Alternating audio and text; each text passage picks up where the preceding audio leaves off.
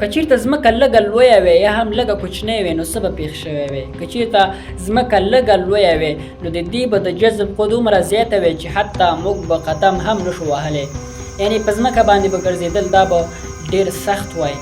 ځمکه چې دا د جذب قوه لري، د جذب قوه هغه قوه ده چې هر څه ځان ته راکاږي، یعنې ځان ته یې راکش کوي.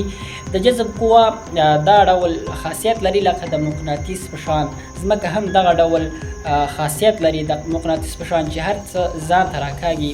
په سپوږمۍ کې همدارنګه په مریخ کې بیا د جذب قوه کمه ده، هر څه همداسې په هوا کې پاتې کېږي، یعنی د سپوږمۍ سطحې مخ ته نه راغورځېږي، همداسې په هوا کې پاتې کېږي. او په فضا کې هم د جذب قوه نشته دی، همداسې هر څه په هوا کې پاتې کېږي، لاندې نه غورځېږي. خو په ځمکه کې د جذب قوه زیاته ده چې په نارمل حالت کې ده چې ژوند ورباندې وړ دی، او په قدم وهل همدارنګه هر څه کول په ځمکه کې په نارمل حالت کې. که چېرته په ځمکه کې د جذب قوه زیاته وی نو د دې کشش به دومره زیات وی چې انسانان به قدم هم نشو وهلی، یعنی ژوند کول به ډېر سخت وي بلکې ناممکن به وي.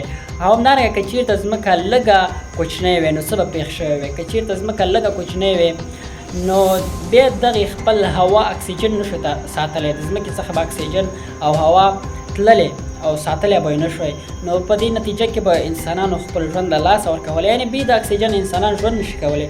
نو که چېرته ځمکه خپل اکسیجن له لاسه ورکړي نو انسانان او شته مخلوقات څومره چې په ځمکه کې دي دا ټول به له منځه تللی وي. یعنې که چېرته اکسیجن نه وي په ځمکه کې دا به داسې مثال وي لکه سپوږمۍ تشې او ډاګ به وي. یعنې الله تعالی چې هر څه کوي هغه په هر څه ډېر ښه پوهېږي، او د دغې مالک یوازې الله تعالی دی چې که چېرته د دې په لویوالي کې یا کوچنیوالي کې لږ زیاتوالی یا کموالی راغلی وي نو په دې به ژوند ناممکن وي.